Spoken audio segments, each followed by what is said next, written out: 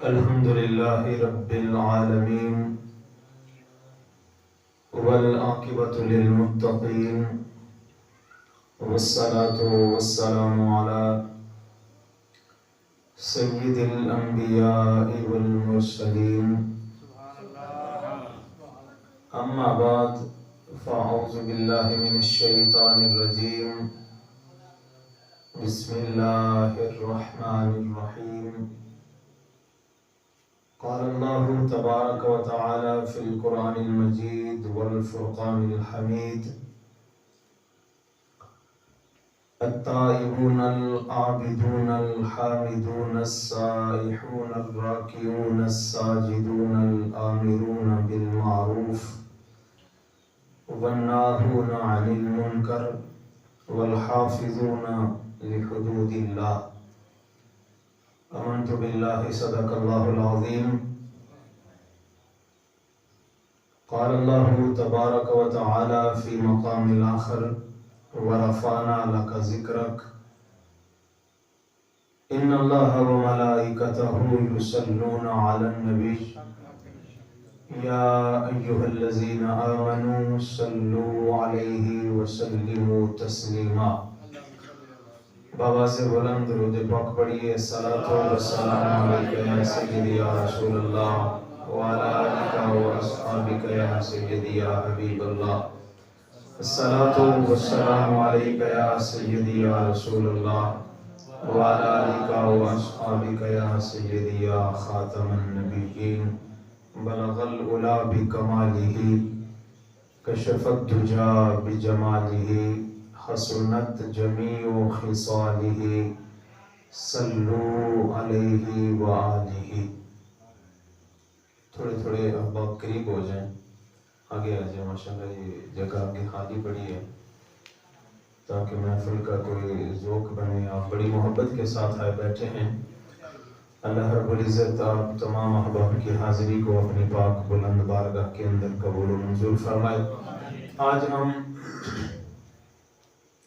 میلاد مصطفیٰ علیہ تحیت و ثناء کی محفل میں شریک ہیں. میں مشکور و ممنون ہوں محترم المقام جناب قبلہ قاری محمد دانش صاحب، حافظ احمد رضا صاحب، محترم زین صاحب اور اہل محلہ کا کہ جنہوں نے حضور کی آمد کی خوشی میں یہ محفل جو سجائی ہے اس کے اندر مجھ نچیز کو دعوت دے کر اللہ رب العزت کی اور حضور علیہ السلام کی متاثرہ کرنے کا موقع دیا ہے. اللہ رب العزت یہ محفلیں جتنی بھی آج کل یہ ہو رہی ہیں اللہ سبھی کو اپنی پاک بلند بارگاہ کے اندر قبول و منظور فرمائے. اور آج میں جب یہاں سے گزرا تو مجھے مرحوم علامہ حافظ طالب مرحوم رحمۃ اللہ تعالیٰ علیہ کی یاد ستانے لگی. میں ادھر مسجد میں بیٹھ کر بھی آپ کو یاد کر رہا تھا تو دل میں ایک غم اور آنکھوں میں آنسو جاری ہونے لگے تھے کہ کاش اگر آج وہ زندہ ہوتے تو مجھ سے وہ بڑی پیار اور بہت محبت کرتے تھے. اللہ رب العزت آپ کی قبر پر کروڑہا رحمت اور برکتوں کا نزول فرمائے اور آپ کا لگایا ہوا جو پودا ہے حافظ احمد رضا صاحب کی صورت میں خالق کائنات انہیں صحت سلامتی عطا فرمائے اور دراز عمر عطا فرمائے اور قبلہ حافظ طالب صاحب کے نقش قدم پر انہیں چلنے کی توفیق عطا فرمائے. آپ تمامی احباب مجھ سے واقف ہیں، میں آپ سے واقف ہوں. آپ ہی کے محلے کا رہنے والا ہوں. میں کوئی زیادہ اتنی لمبی چوڑی تقریر نہیں کروں گا. بس میرے پاس جتنا وقت ہے تقریباً 20-25 یا آدھا گھنٹہ میں ہے، اتنا میں آپ کے ساتھ مخاطب ہوں گا. میری چند باتیں جو میں آپ سے کروں گا مجھے یقین ہے کہ آپ میری باتوں کو سمجھیں گے اور اس پر عمل بھی کریں گے. میلاد مصطفیٰ علیہ تحیت و ثناء کے منانے اور یہ محفلیں سجانے کا مقصد جو ہے وہ آج ہم بھول بیٹھے ہیں. محفل سجانا یہ عاشقوں کا کام ہے. عاشقوں کا کام کیا ہے؟ محفلیں سجانا، اور عاشق ہی محفلوں میں آتے ہیں. آپ اس محلے میں کتنے احباب رہتے ہوں گے، لیکن مسجد میں چند ہی آپ بیٹھے ہیں، اور آپ خوش قسمت ہیں کہ آپ کو اللہ نے گھر کی نحوستوں سے اٹھا کر اپنے گھر کا مہمان بنایا ہے۔ آپ خوش قسمت لوگ ہیں۔ اور میری تو مجبوری تھی کہ میں نے قبلہ قاری صاحب سے وعدہ کر رکھا تھا، مجھے تو آنا ہی آنا تھا، لیکن آپ کسی کے بلانے پہ نہیں آئے ہیں، آپ خالصتاً حضور کی محبت کے لیے آئے بیٹھے ہیں، خالصتاً۔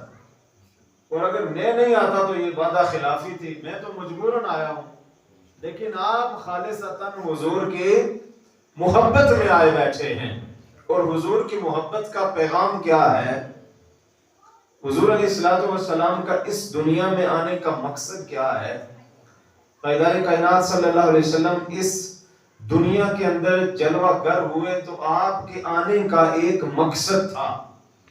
اللہ نے حضور کو کسی مقصد کے لیے اس کائنات میں بھیجا، اور وہ مقصد کیا ہے کہ جب حضور اس کائنات کے اندر جلوہ گر ہوئے تو اس کائنات میں ہر سو اندھیرا ہی اندھیرا تھا، اندھیرا ہی اندھیرا تھا، کہیں دور دور تک روشنی نظر نہیں آ رہی تھی، اور ظلمت کا یہ حال تھا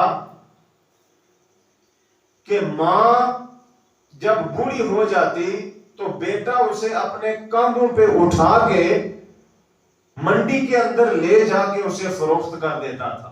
بولی لگتی تھی والدین کی، بوڑھے والدین کی بولی لگائی جاتی کہ ہے کوئی جو میری اس بوڑھی ماں کو خرید لے، ہے کوئی جو میرے اس بوڑھے والد کو خرید لے۔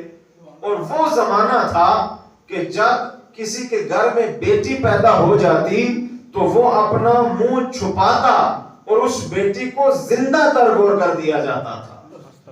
یہ زمانہ تھا جب حضور تشریف لائے، اور جب آقا اس کائنات میں جلوہ گر ہوئے تو وہ لوگ جو اپنے والدین کو کاندھوں پہ اٹھا کے منڈیوں میں جا کے فروخت کرتے تھے، میرے حضور نے آ کے فرمایا ہے لوگوں، یہ والدین منڈیوں کے اندر فروخت کرنے والی چیز نہیں ہے، ان کا بڑا مقام اور مرتبہ ہے، ان کا اتنا بڑا مقام ہے۔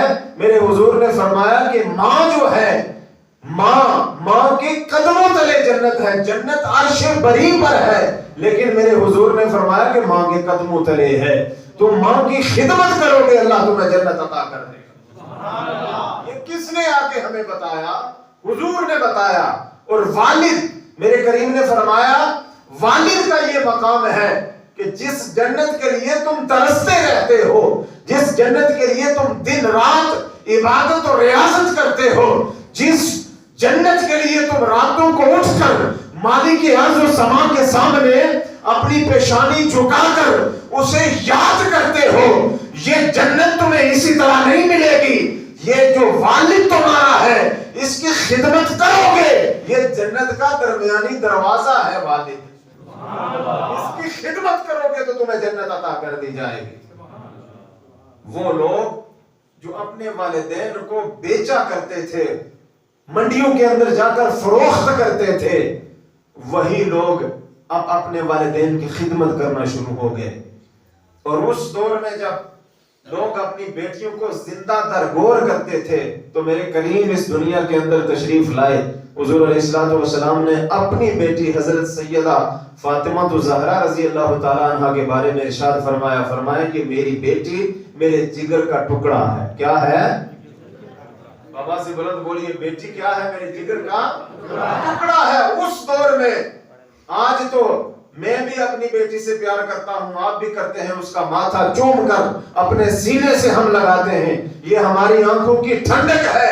لیکن اس زمانے میں جب لوگ اپنی بیٹیوں کے دشمن ہوا کرتے تھے، بیٹیوں کو زندہ درگور کر دیا جاتا تھا، جس گھر میں بیٹی پیدا ہوتی تھی وہ والد اپنا منہ چھپا چھپا کر پھرتا تھا کہ کہیں کوئی مجھے دیکھ لے اور یہ تانا نہ دے کہ اس کے گھر میں بیٹی پیدا ہو گئی ہے۔ اس دور میں میرے کریم آقا علیہ السلام نے ارشاد فرمایا کہ یہ فاطمہ میرے جگر کا ٹکڑا ہے۔ اور پھر حضور علیہ السلام نے ارشاد فرمایا جو بندہ اپنی بیٹیوں کی اچھے طریقے سے تعلیم اور تربیت کرتا ہے ان کی، اور پھر اچھے طریقے کے ساتھ ان کا نکاح کر کے انہیں گھر سے رخصت کرتا ہے۔ میرے کریم نے ارشاد فرمایا کل میدان محشر میں، اور وہ بندہ جس نے اپنی بیٹیوں کی اچھی تربیت کی ہے، کل میدان محشر اس طرح جڑے ہوں گے جس طرح میری یہ 2 انگلیاں جڑی ہوئی ہیں۔ یہ قربتیں ہمیں کس طرح ملی، یہ حضور کی سنگتیں، یہ حضور کی رفاقتیں ہمیں کیسے عطا ہوئی؟ جب حضور اس دنیا کے اندر تشریف لائے، اس دنیا کا نقشہ بدل گیا۔ اور میلاد منانے کا مقصد کیا ہے؟ آج ہم نے راستے بھی صاف کر دیے، مسجدوں کو ہم نے سجا دیا، جھنڈیاں بھی لگا دی، لائٹیں بھی لگ گئی، لنگر کا اہتمام بھی ہوا، کسی نے 200 دیا، کسی نے 500، 1000 ہم نے جمع کر کے کیا جی ہم نے حضور علیہ الصلوۃ والسلام کی محبت اور حضور کی ولادت کی خوشی ہم نے منانی ہے۔ لیکن کبھی ہم نے سوچا ہے کہ جو حضور علیہ الصلوۃ والسلام کی خوشی منانے کا مقصد ہے وہ کیا ہے؟ آج ہماری مسجدیں ویران ہیں، ہمارے بازار آباد ہیں، ہمارے چوک آباد ہیں، ہمارے کھیل کے گراؤنڈ آباد ہیں، لیکن آج ہماری مسجدیں ویران ہیں۔ مسجدوں میں کوئی نہیں آتا، 5 وقت مؤذن حی علی الصلاۃ اور حی علی الفلاح کی صدا لگاتا ہے۔ سب سے بڑی کامیابی نماز کے اندر ہے، سب سے بڑی کامیابی رب کے حضور جھکنے میں ہے، سب سے بڑی کامیابی اللہ رب العزت کے سامنے سر جھکا کر سبحان ربی الاعلی کی صدا لگانا ہے۔ لیکن ہم بازاروں میں اپنی کامیابی ڈھونڈتے ہیں، چوکوں کے اندر ہمارا نوجوان کھڑا ہو کر کامیابی تلاش کرتا ہے، کھیل کے میدان کے اندر جا کر ہمارا نوجوان کامیابی تلاش کرتا ہے۔ آج حال یہ ہے کہ ہمارے بوڑھے گھروں کے اندر بیٹھ کر تاش کھیلنا نہیں چھوڑتے اور رب کی نماز چھوڑ دیتے ہیں۔ یہ ہمارا حال ہے۔ آج چوکوں کے اندر، بازاروں کے اندر ہمارے نوجوان وہاں گھنٹوں کھڑے ہو کر آوارہ گردی کرتے ہوئے نظر آتے ہیں، وہاں پہ بے جا کھڑے ہو کر دوسروں کی بیٹیوں کی عزتیں اچھالتے ہیں۔ ہمیں ان کی عزتوں کا خیال نہیں ہوتا۔ اذان ہوتی ہے، ہم اسی چوک میں کھڑے ہو کر اپنی آنکھوں کا زنا کرنا نہیں چھوڑتے، لیکن رب کے سجدے ہم چھوڑ دیتے ہیں۔ آج ہمارے کھیل کے میدان آباد ہے، کھیل کے اندر لگے ہوئے نوجوان گھنٹوں وہاں پہ کھڑے ہو کر اپنے من کی پیاس بجھانے کے لیے کھیل کھیلتے ہیں۔ اذان کی آواز ان کے کانوں میں پڑتی ہے، لیکن انہیں پرواہ تک نہیں ہوتی کہ ہم نے نماز پڑھنی بھی ہے کہ نہیں۔ اور اتنا ہم گزر چکے ہیں اور اتنی ہماری نوجوان نسل تباہ و برباد ہو چکی ہے کہ اذان کی آواز متوجہ ہو کر سننا بھی ہم گوارا نہیں کرتے۔ اور اگر کوئی خوبصورت آواز اور لہجے کے اندر اذان پڑھے تو اسے یہ تانا دیا جاتا ہے کہ یہ اذانیں بڑی لمبی دیتا ہے۔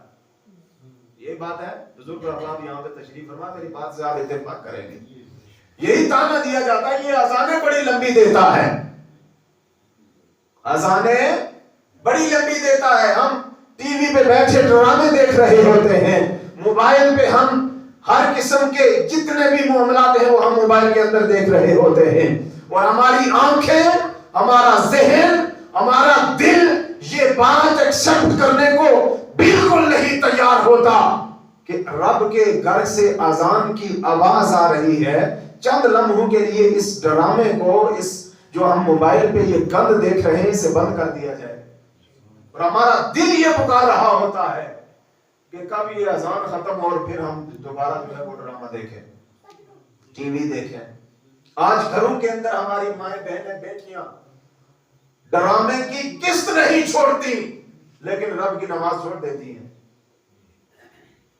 آواز ہم اس ٹی وی کے اندر جو ڈرامہ لگا ہے اس کی آواز تو ہم بند کر دیتے ہیں، لیکن وہ جو کنجریاں ناچ رہی ہوتی ہیں وہ ہماری آنکھیں سرعام دیکھ رہی ہوتی ہیں۔ کیا یہ اذان کا تقدس ہے؟ کیا یہ ہمارے میلاد کا پیغام ہے؟ کیا حضور علیہ الصلوۃ والسلام اس لیے دنیا کے اندر آئے تھے؟ حضور تو ہمیں ان برائیوں سے نکال کر نیکیوں کا درس دینے کے لیے آئے تھے۔ خدا را جہاں ہم نے مسجدیں سجا دی، راستوں کو ہم نے صاف کر دیا، کیونکہ آج یہاں سے حضور کے عاشقوں نے گزرنا ہے، حضور کے غلاموں نے یہاں سے گزرنا ہے۔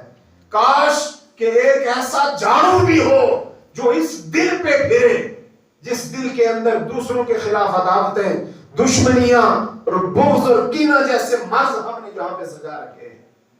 کاش کوئی ایسا جھاڑو ہمیں مل جائے کہ یہ دل کی صفائی جو کر دے۔ اور دل کی صفائی فقط کرنے کا ایک ہی طریقہ ہے، وہ یہ ہے کہ حضور علیہ السلام کی سنت کو اپنا لو۔ حضور کی سنتوں کو اپنا لو گے تو یہ دل آئینے کی طرح چمکتا ہوا آپ کو نظر آئے گا۔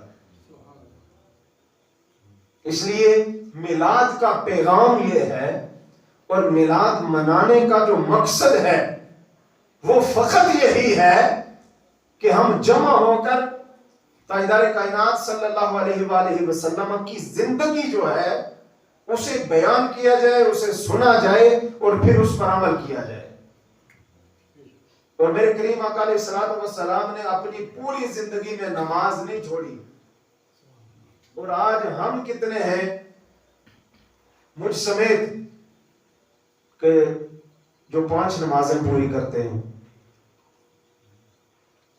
میں آپ کے ہاتھ نہیں کھڑے کرواؤں گا اور نہ ہی پوچھوں گا کہ آپ میں سے کون 5 پڑھتا ہے نہیں پڑھتا، لیکن اپنے گریبان میں جھانکیے۔ میری باتیں آپ کو کڑوی ضرور لگیں گی، لیکن برداشت آپ کرنی ہے، اور یہ آپ کے فائدے کے لیے۔ اگر آپ پڑھیں گے تو آپ کا فائدہ ہے، نہیں پڑھیں گے تو اس میں نہ میرا کوئی فائدہ ہے نہ کوئی میرا نقصان ہے۔ جو میں پڑھوں گا اپنے لیے، آپ پڑھیں گے اپنے لیے، فائدہ آپ کا ہے۔ لیکن حقیقت یہ ہے کامیاب بندہ وہی ہے جو رب کے حضور 5 وقت جھکنے والا ہے۔ اور صحابہ اکرام رضوان اللہ تعالی علیہم اجمعین کو اور حضور علیہ السلام کو جب بھی کوئی مشکل درپیش آتی تو وہ نماز پڑھا کرتے تھے، رب کے حضور جھکنے والے بن جاتے تھے۔ اور ان عاشقوں کی نمازیں بھی کیسے ہوتی تھیں؟ آج ہم میلاد مناتے ہیں نا حضور کا، حضور کی آمد کی خوشی مناتے ہیں۔ اب صحابہ نے کیسی خوشی منائی ہے؟ میں نماز کی بات، میرے محترم آئے تھے وہ کہنے لگے جی کہ تھوڑا سا نماز کے بارے میں بتائیے، تو اسی نماز کے حوالے سے میرا موضوع اور تھا، لیکن میں اسی نماز کے متعلق یہ آپ کو بتاتا ہوں کہ تاجدار کائنات صلی اللہ علیہ وسلم کے عاشق نماز کیسے پڑھا کرتے تھے۔ بخاری شریف کی حدیث ہے، تاجدار کائنات صلی اللہ علیہ وسلم کا وصال کا وقت جب قریب آیا، حضور کی زندگی کے آخری ایام، میرے کریم آقا علیہ الصلوۃ والسلام نے سیدنا صدیق اکبر رضی اللہ تعالیٰ عنہ کو حکم دیا کہ آپ میرے غلاموں کو نماز پڑھائیں۔ جاگ رہے ہو؟ آواز بلند بولیں سبحان اللہ۔ حضور نے کیا حکم فرمایا صدیق اکبر کو کہ میرے غلاموں کو نماز پڑھاؤ۔ صدیق اکبر رضی اللہ تعالیٰ عنہ مصلی امامت پہ کھڑے ہو گئے، نماز شروع ہو گئی۔ اتنے میں حضور علیہ السلام اپنا حجرہ مبارک کا پردہ ہٹاتے ہیں۔ پردہ، حضور اپنے حجرہ مبارک کا پردہ ہٹاتے ہیں، اور جو مدینہ منورہ مسجد نبوی دیکھ کے آئے ہیں، اور اللہ تعالی ہم سب کو مدینہ منورہ کی حاضری نصیب فرمائے۔ آپ جانتے ہیں کہ وہاں حضور علیہ السلام کا روضہ اطہر جو ہے وہ بائیں طرف ہے۔ بندہ جب نماز پڑھتا ہے تو وہ رخ کدھر کرتا ہے؟ اپنا چہرہ کدھر کرتا ہے؟ قبلہ کی طرف۔ کدھر کرتا ہے؟ قبلہ کی طرف۔ سوال یہ پیدا ہوتا ہے کہ صحابہ نے جب نماز کی نیت کر لی، تکبیر تحریمہ اللہ اکبر کہہ کر ہاتھ باندھ لیے، چہرہ قبلے کی طرف ہے، حضور بائیں طرف اپنے حجرے میں تشریف فرما ہے، اور اس اپنے حجرے کا پردہ حضور علیہ السلام نے ہٹایا۔ بخاری شریف کی حدیث ہے، حضور علیہ السلام نے جب اپنا حجرے کا پردہ ہٹایا تو صحابہ اکرام رضوان اللہ علیہم اجمعین قبلے کی طرف سے رخ پھیر کر حضور علیہ السلام کے چہرے کی طرف تکنے لگے۔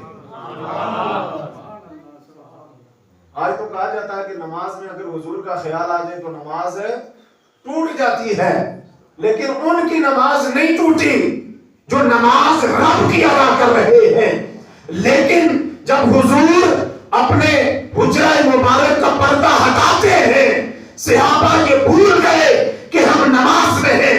उनके कान इस तरफ पे थे कि कब पर्दे की आवाज आए और करीम हमें अपना चेहरा दिखाए, और आंखें मुंतजिर थी कि उस महबूब का चेहरा देखें जिसके चेहरे के लिए हम तड़पते रहते हैं।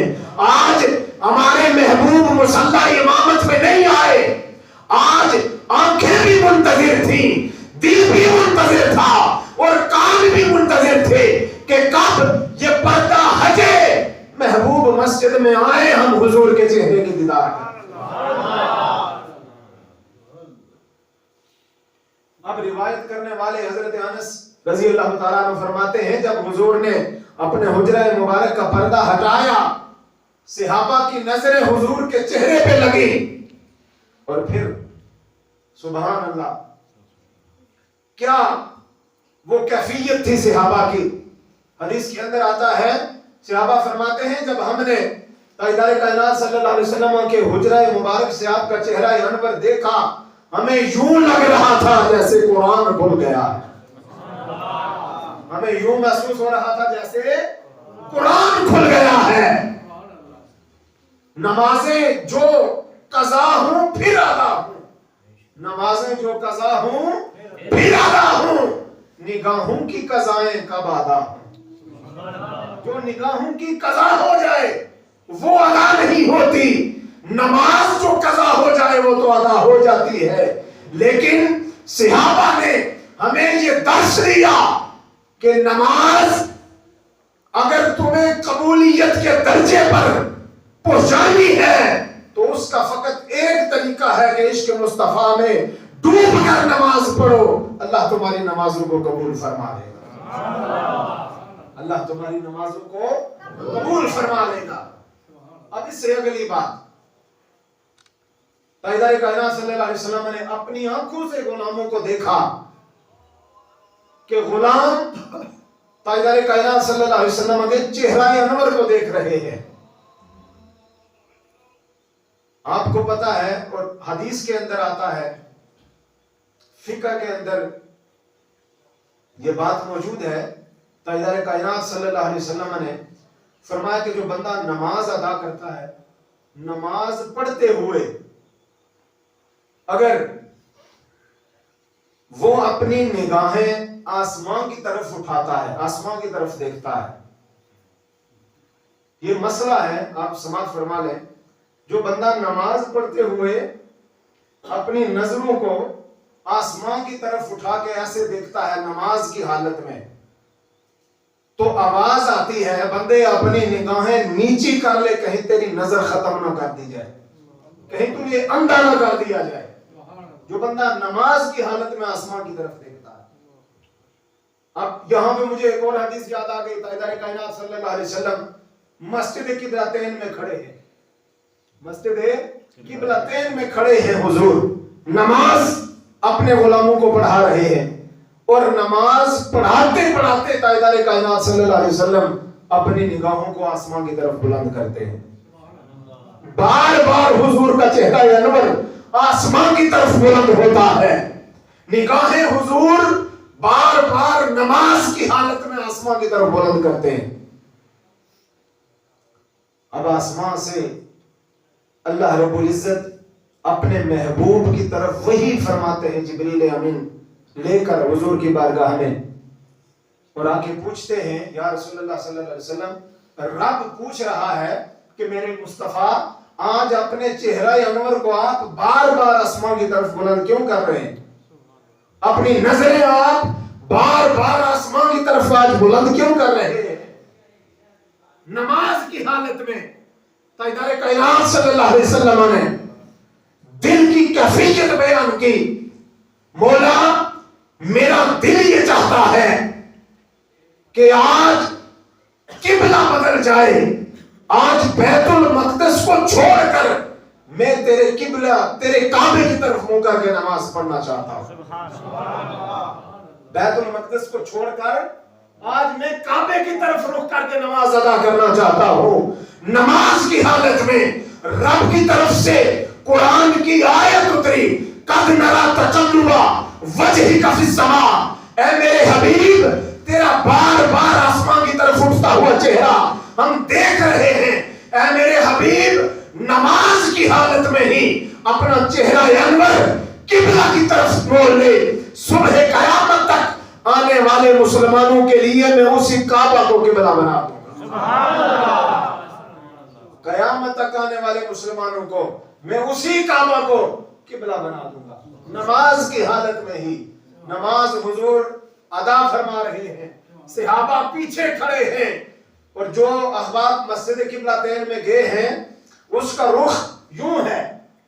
پہلے اس طرف منہ کر کے نماز پڑھتے تھے بیت المقدس کی طرف, قبلہ ہمارا اس طرف ہے, حضور اس طرف منہ کر کے نماز ادا کر رہے ہیں.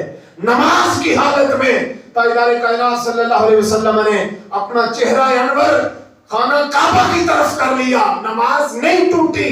نماز کی حالت میں ہی حضور نے بھی اپنا چہرہ قبلہ کی طرف پھیرا, اور حضور کے سارے غلاموں نے بھی اپنا چہرہ حضور علیہ الصلوۃ والسلام کے پیچھے کعبہ کی طرف پھیر لیا.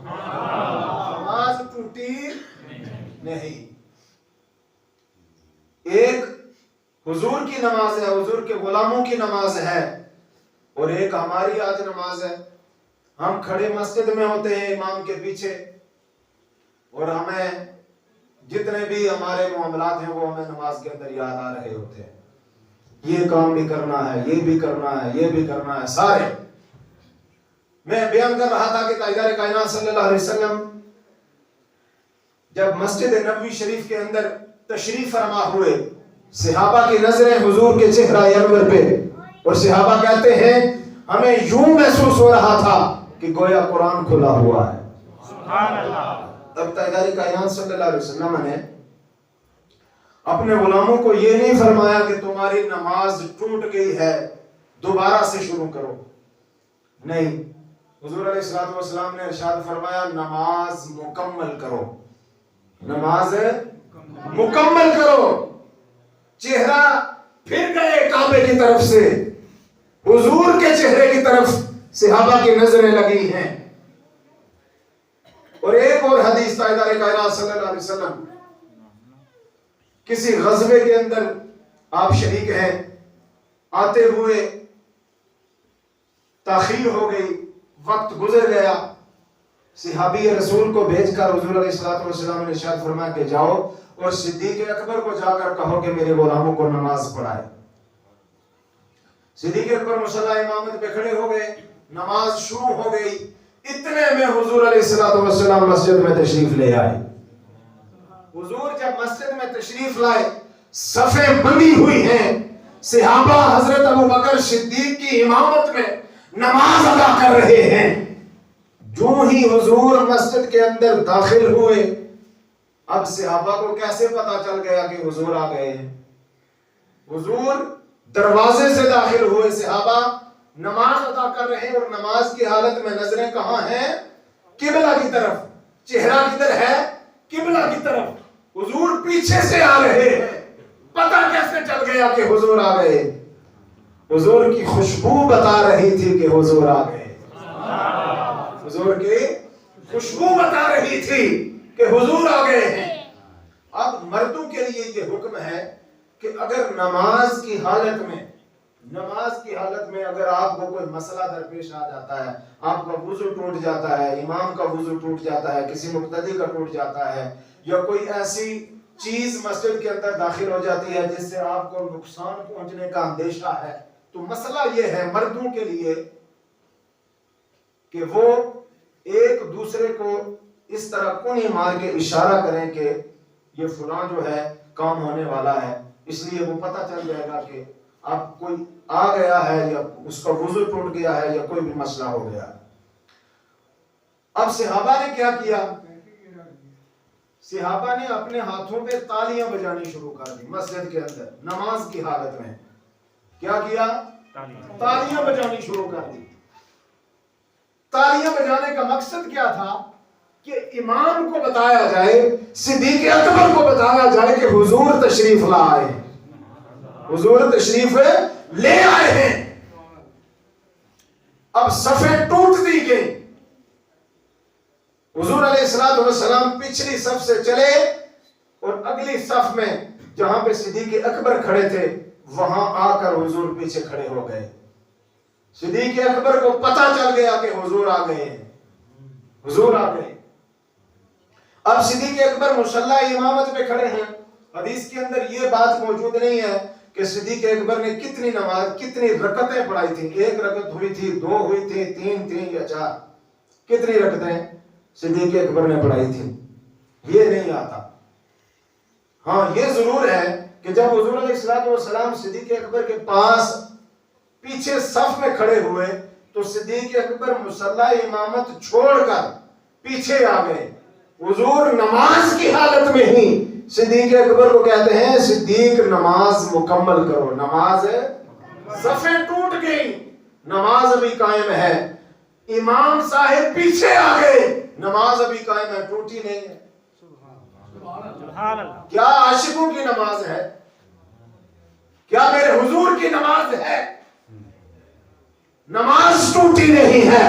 حضور نے فرمایا صدیق میرے غلاموں کو نماز پڑھاؤ, مکمل کرواؤ. صدیق اکبر کہتے ہیں یا رسول اللہ ابو قحافہ کے بیٹے کی یہ ہمت کہ آپ کے آگے کھڑا ہو کے نماز پڑھائے. آپ کے آگے کھڑا ہو کے نماز پڑھائی. ابو قحافہ کے بیٹے کی اتنی ہمت. آپ حضور علیہ الصلوۃ والسلام مصلی امامت پہ کھڑے ہوئے, صدیق اکبر حضور کے پیچھے کھڑے ہوئے. گویا یہ منظر یوں بن رہا ہے کہ حضور علیہ الصلوۃ والسلام کے پیچھے صدیق اکبر نماز پڑھ رہے ہیں اور صدیق اکبر کے پیچھے سارے صحابہ نماز ادا کر رہے ہیں. نعرہ تکبیر, نعرہ رسالت, نعرہ حیدری, جشن عید میلاد النبی, جشن عید میلاد النبی. حضور علیہ الصلوۃ والسلام اب نماز جہاں سے صدیق اکبر نے چھوڑی تھی وہیں سے حضور علیہ الصلوۃ والسلام نے شروع کروائی. جو قرآن مجید فرقان حمید کی میں نے آیہ مقدسہ تلاوت کی ہے اس کے اندر اللہ رب العزت نے بہت سے کاموں کو ذکر فرمایا ہے. لیکن اب چونکہ وقت بہت گزر چکا ہے میں فقط آخری جو بات ہے وہی عرض کر کے آپ سے اجازت چاہوں گا. التائبون العابدون الحامدون السائحون الراکعون الساجدون الآمرون بالمعروف والناہون عن المنکر والحافظون لحدود اللہ. اللہ کا قرآن کہتا ہے کہ اللہ کی حدوں کی حفاظت کرو. اللہ کی حدوں کی حفاظت کرو. اب اللہ کی حدیں کیا ہیں؟ میں بھی اور آپ بھی یہ بارڈر پہ رہنے والے لوگ ہیں ہم, اور یہ ایک حد ہے. اس پار ہم رہتے ہیں اور اس پار وہ رہتے ہیں. یہ حد ہے. اگر وہ کراس کر کے ادھر آتے ہیں تو انہیں مار دیا جاتا ہے, اور اگر ہم کراس کر کے ادھر جاتے ہیں تو ہمیں مار دیا جاتا ہے. یہ کیا ہے؟ حد ہے. کیا ہے بولیں؟ آپ تھکے ہیں, میں بس آخری بات آپ کو سمجھا کے اجازت چاہوں گا. یہ کیا ہے؟ حد ہے. بآواز بلند بولی کیا ہے؟ حد ہے. اب اللہ کی حدیں کیا ہیں کہ اللہ نے فرمایا والحافظون لحدود اللہ, اللہ کی حدوں کی حفاظت کرو. اللہ کی حدیں کیا ہیں؟ اللہ کی حدیں کیا ہیں یہ ہمیں جاننا ہے کہ اللہ کی حدیں کیا ہیں, جن کے بارے میں اللہ رب العزت فرما رہے کہ ان کی حفاظت کرنی ہے حدوں کی. چھوٹی سے چھوٹی بات سے لے کر بڑی سے بڑی بات جو ہے یہ ساری رب کی حدیں ہیں.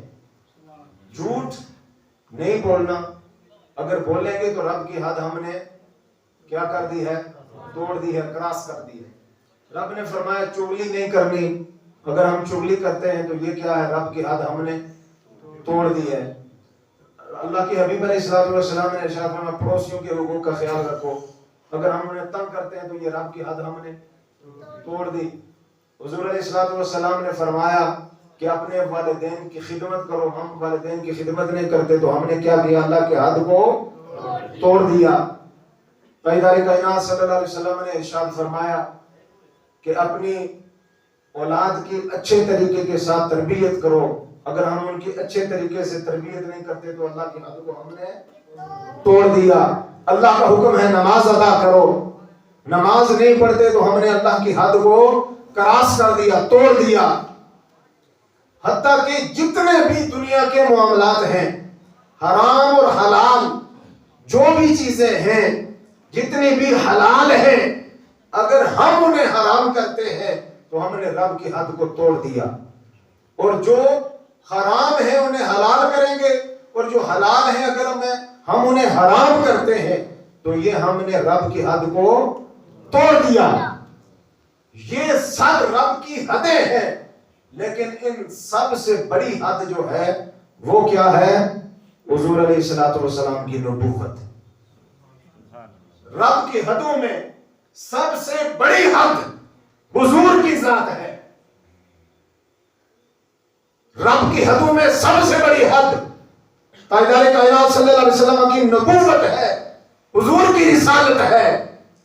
اور حضرت آدم سے لے کر حضرت عیسیٰ تک جتنے بھی انبیاء آئے, سب کو رب نے کسی کو نبی بنایا, کسی کو رسول بنایا.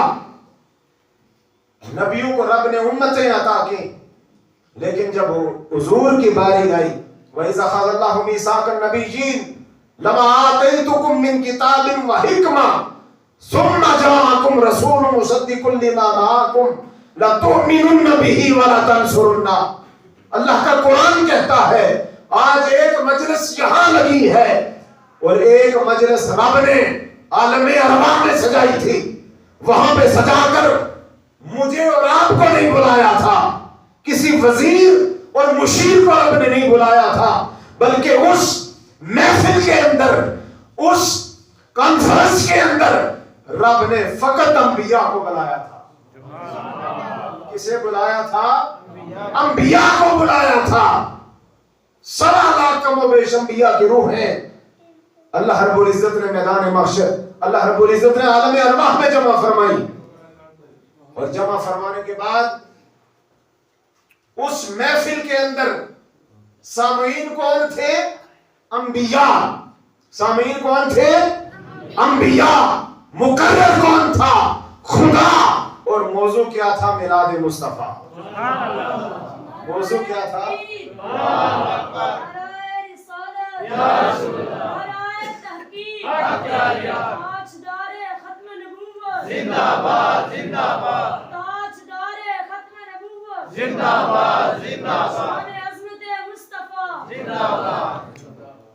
موضوع میلاد مصطفیٰ تھا. اب وہاں پہ اللہ رب العزت نے عالم ارواح کے اندر تاجدار کائنات صلی اللہ علیہ وسلم کی نبوت کا اعلان فرمایا. فرمایا میرے انبیاء, جب میں تمہیں رسالت اور نبوت عطا کروں, تم دنیا میں چلے جاؤ, میں تمہیں امت بھی عطا کروں گا, سیادت بھی عطا کروں گا, فصاحت بھی عطا کروں گا, بلاغت بھی عطا کروں گا. جب تمہیں یہ سب کچھ میں عطا کر چکوں, جب تمہاری نبوت کا ڈنکا بجنا لگے, جب تم دنیا کے اندر جا کر تمہارے عروج کا ستارہ چمکنے لگے, تو اگر اسی دوران میرا نبی آ جائے تو پھر تم نے اپنی نبوت چھوڑ کر میرے نبی پر ایمان لانا ہے. ثم جاءکم, پھر میرا رسول آئے. کون آئے؟ یہ بات سمجھنے کی ہے. ثم جاءکم رسول, پھر میرا رسول آئے. سبحان اللہ. یہ رب کا قرآن کہہ رہا ہے ثم جاءکم, پھر گویا حضور علیہ الصلوۃ والسلام سے پہلے سارے انبیاء آ چکے ہیں, اب حضور کے بعد کسی نبی نے نہیں آنا. ثم جاءکم, آخر میں میرے حبیب تو آئے گا, آخر میں میرے نبی تو ہی دنیا کے اندر تشریف لے کے جائے گا. ثم جاءکم رسول, میرے مولا رسول تو 313 آئے, لیکن اس نبی کی شان کیا ہے؟ اللہ نے فرمایا ہاں رسول تو 313 آئے, لیکن یہ میرا اعلان ہے کہ کہ 313 رسولوں میں سے بھی کسی رسول کے ساتھ میں رسول والا کلمہ لگنے نہیں دوں گا، رسول والا کلمہ لگنے نہیں دوں گا۔ آدم کو رسول بنا کر بھیجوں گا تو اس کا کلمہ یہ ہوگا لا الہ الا اللہ آدم صفی اللہ، کسی کو میں ابراہیم خلیل اللہ بناؤں گا، کسی کو اسماعیل ذبیح اللہ فرماؤں گا، کسی کو داؤد خلیفۃ اللہ ہوگا، اور کوئی یوسف صدیق اللہ ہوگا، کوئی عیسیٰ روح اللہ ہوگا، اور اے میرے حبیب تو محمد الرسول اللہ، اے میرے حبیب تو محمد الرسول اللہ بن گیا ہے۔ ثم جاءکم رسول، میرے حبیب 1.25 لاکھ انبیاء آئیں گے، رسول بھی آئیں گے، لیکن کسی رسول کے ساتھ رسول والا کلمہ نہیں لگے گا۔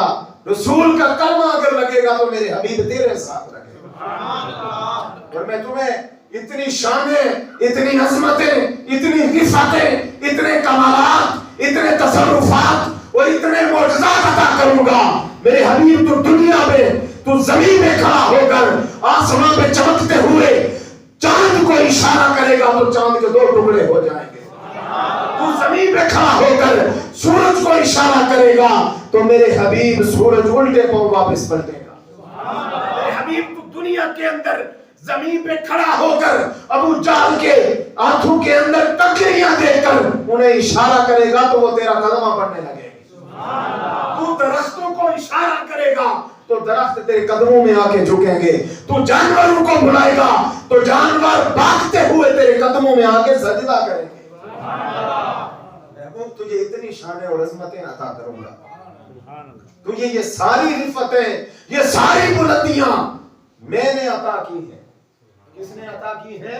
میں نے عطا کی ہیں۔ اور میرے حبیب مجھ سے بڑا کوئی کائنات میں آئے گا تو تجھ سے یہ شانیں چھینے گا۔ اللہ اکبر، سب سے بڑا ہے وہ۔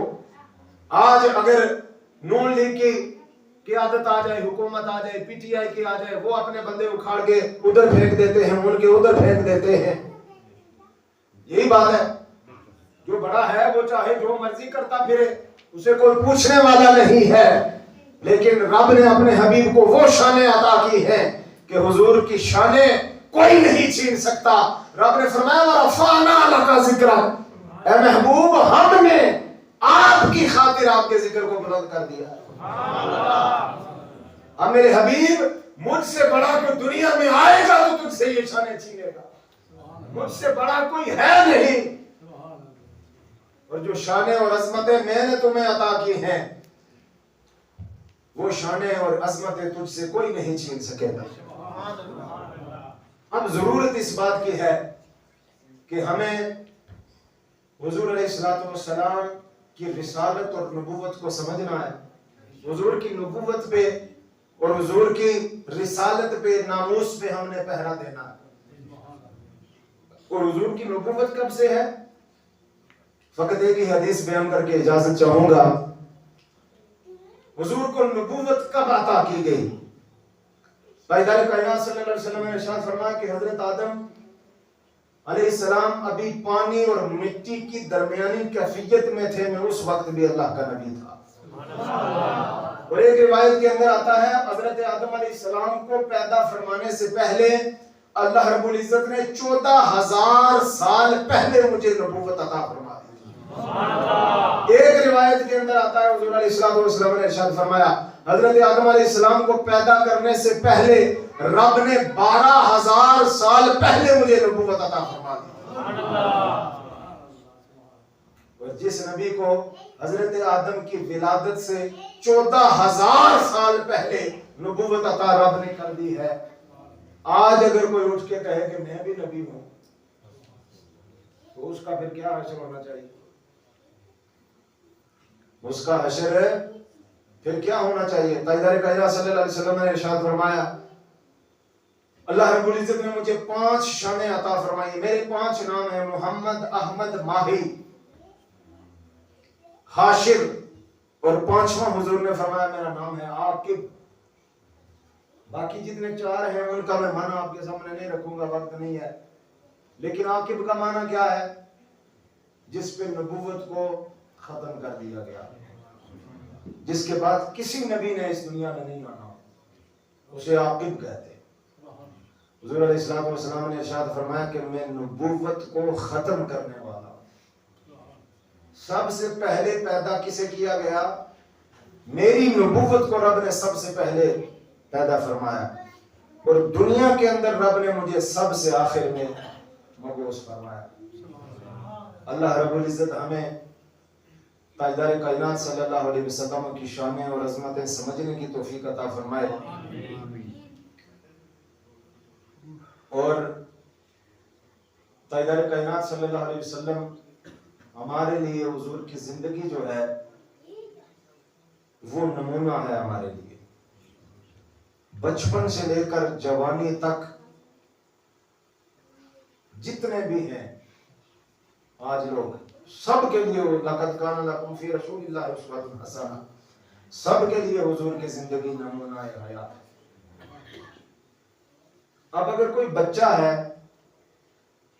تو بچے کے لیے حضور کا بچپنا جو ہے وہ اس کے لیے آئیڈیل ہے۔ تاجدار کائنات صلی اللہ علیہ وسلم کا بچپن کیسے گزرا کہ حضور علیہ السلام بچپن میں بھی کسی کے ساتھ نا انصافی نہیں کرتے تھے۔ مختصر مجھے اشارہ ہو گیا ہے کہ آپ مکمل کریں۔ حضرت اماں حلیمہ جب حضور علیہ السلام کو اپنی گود میں لے کے چلی تو آپ کا ایک اور بھی بیٹا تھا۔ حضرت حلیمہ جب حضور علیہ السلام کو دودھ پلاتی، حضور علیہ السلام ایک طرف سے دودھ پیتے، اماں حلیمہ فرماتی ہیں جب میں حضور کو دوسری سائڈ سے دودھ پلوانا کے لیے منہ حضور کا دوسری طرف کرتی تو تاجدار کائنات صلی اللہ علیہ وسلم دودھ پینے سے انکار کرتے تھے۔ دوسری طرف سے حضور دودھ نہیں پیتے تھے، اس لیے کہ میرا دوسرا بھائی ہے، یہ اس کا حق ہے۔ بچپن میں خصائص الکبریٰ کے اندر امام جلال الدین سیوطی نے اس واقعے کو لکھا ہے کہ حضور علیہ السلام اماں حلیمہ کہتی ہیں کہ ایک طرف سے حضور دودھ پیتے تھے، دوسری طرف سے کبھی بھی حضور نے دودھ نہیں پیا، اس لیے کہ میرا دوسرا بھائی ہے، اس نے دوسری طرف سے دودھ پینا ہے۔ اللہ رب العزت ہمیں تاجدار کائنات صلی اللہ علیہ وسلم کی سنتوں کو اپنانے کی توفیق عطا فرمائے۔ میری جو باتیں آپ کو کڑوی لگی میں معذرت خواہ ہوں، اللہ رب العزت ہمیں عمل کی توفیق عطا فرمائے۔